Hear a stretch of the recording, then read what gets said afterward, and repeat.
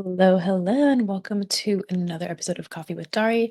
And today I am going to talk about why every woman in the C suite or woman executive needs a personal brand in 2025. This is just such a hot topic because I've believed for a long time that, and it's proven, a personal brand will always, a person will always connect more than a brand. Right, so I'm more likely to follow the person behind the brand than I am to follow a brand account, and that's true across all industries. So if you're thinking, "I'm not the CEO just yet," or maybe I am the CEO, but do people even wanna hear from me? I'm not an entrepreneur, I'm not selling anything. Why do I need a personal brand? You are in the right place because I'm going to answer that for you. So, building a personal brand is super important because there are so many opportunities that can come from building a personal brand, especially as an executive or someone in the C suite. If you want to be a thought leader within your industry, if you want to excel your career, set yourself up for success later on, building a personal brand and thought leadership online is an excellent way to do that, to check all those boxes. So here is why building a personal brand is not optional in 2025. So, first of all, opportunities come to those who show up. So, speaking engagements, board seats, media features, they are not usually gotten by the people who are not visible. If you are making yourself easily findable, then when people are looking for speakers, reporters are looking for people to feature in their articles, you will pop up, right? Not the person who is not showing up. You can't find them. Therefore, you're going to show up, you have the visibility, you will get chosen for these opportunities. The next thing is that building a personal brand can future proof your career. So, even if you're not ready to take that leap into your next position, a strong personal brand can make the transition easier. People hire who they know, who they see. So, again, that's a visibility factor there. If you start to speak about things that are happening in the industry, your point of view on topics within the industry that you want to go into.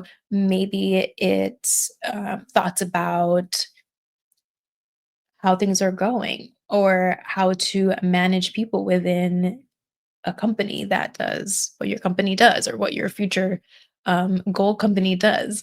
There's so many different ways that you can speak about your industry that can position you to get your next role. Next is that showing up, being visible, builds trust and credibility. If you're talking about what you've been able to accomplish, if you are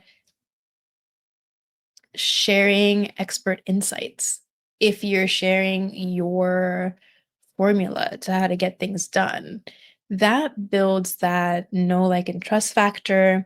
It lets people know what you've been doing. It's like a case study, right? We put case studies on our websites to let people know, hey, this is what I've achieved. This is what I can do, and I can do this for you as well.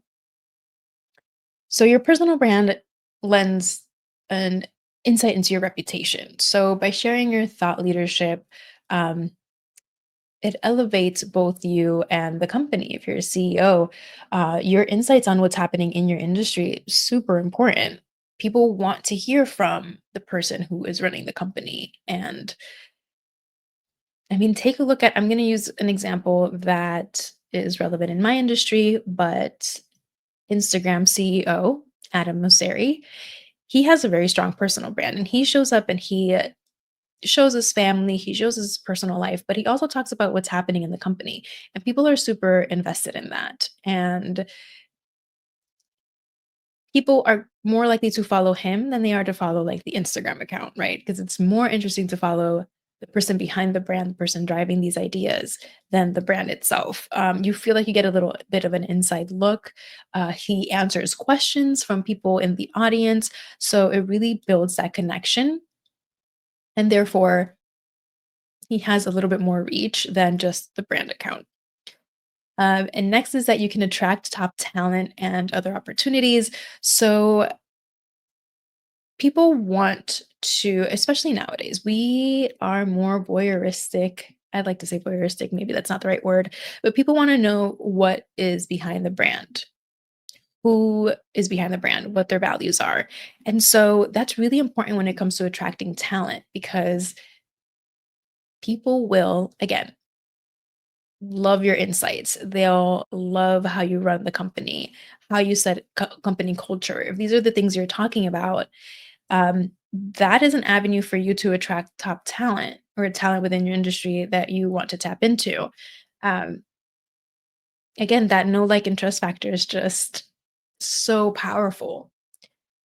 If I wanted to work at a company, I have my own business, but if when I was applying for jobs, this was over a decade ago, yeah, I would want to know who's running the company, especially in the world that we live in now.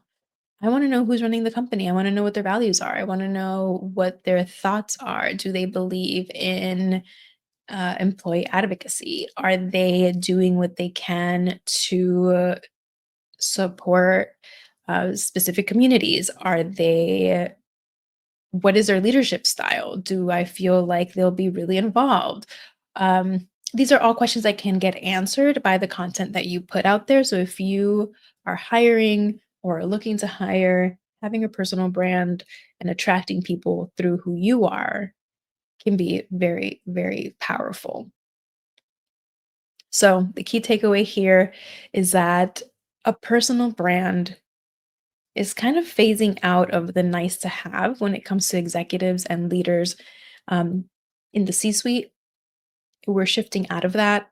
And it's now more important than ever to have a personal brand because doors will open for you, opportunities will open. And it can just set you up for what that next phase in your career is.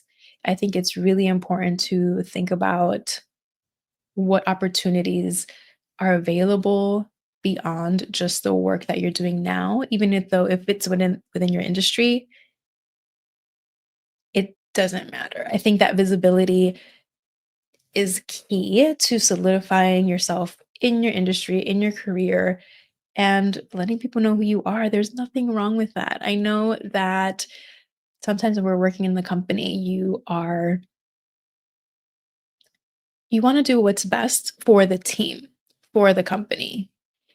And having a personal brand might feel a little look at me.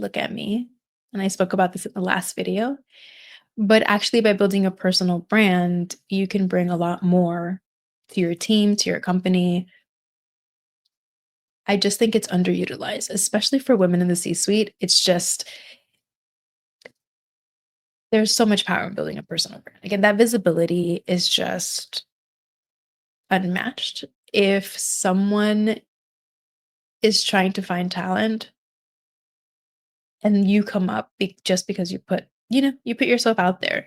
And you don't have to put yourself out there every single day. Don't put that pressure on yourself. It's just about setting yourself up for success within your industry, setting yourself up for longevity and a career that is fulfilling not just in the office but beyond. Again, board seats, speaking engagements, these are all things that can come from putting yourself out there. And honestly, I believe that it doesn't really matter what industry you're in, coming with a following will be helpful. I don't think it's just for actors or influencers trying to land brand deals anymore. I think having a following, having a good sentiment around that can be helpful towards getting those roles that you are going for. Thank you so much for being here today. Another quick one. Listen, I do not like fluff. I'm not going to sit here and yap about my day or how my week was. I just want to give you the information you need and then you can go on your way. I know you're busy, so I'd like to keep these short and simple. So thank you for being here, and I'll catch you next time on Coffee with Dari.